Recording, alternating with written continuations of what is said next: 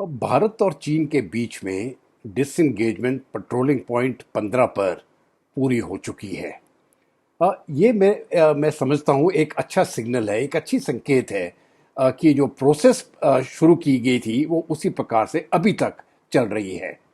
लेकिन भारत को ये देखना होगा कि पूरी जब तमाम लाइन ऑफ एक्चुअल कंट्रोल के ऊपर जहाँ पर चीन ने अपने पोस्ट लगा दिए गए हैं या अपने तंबू उधर गाड़े हैं, उस इलाके पे जहाँ पहले भारत पेट्रोलिंग करता था वहाँ से इसको पूरा निकलना होगा। और तभी हम ये कह सकते हैं कि डी एस्केलेशन कंप्लीट हुई है। लेकिन इसका मतलब नहीं है कि दोनों देशों के बीच में एक बार फिर से दोस्ती शुरू हो जाएगी। मुझे लगता है वो भरोसा पैदा करने के लिए इस समय पर कई साल लग जाएंगे।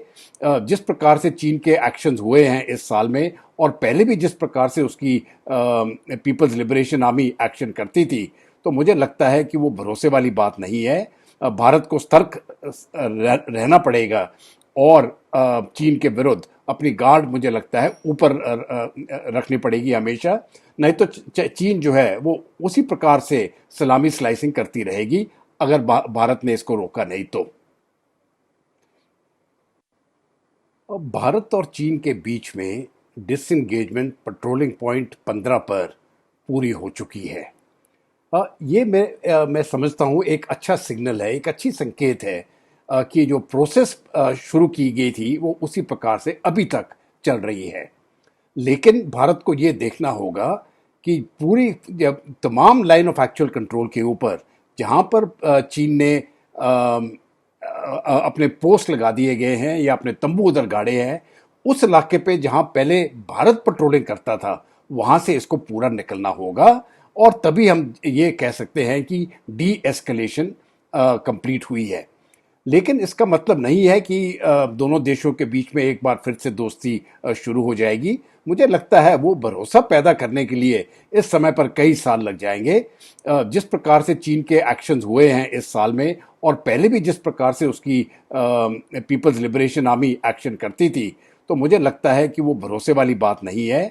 भारत को सतर्क रहना पड़ेगा और चीन के विरुद्ध अपनी गार्ड मुझे लगता है ऊपर रखनी पड़ेगी हमेशा। नहीं तो चीन जो है वो उसी प्रकार से सलामी स्लाइसिंग करती रहेगी अगर भारत ने इसको रोका नहीं तो।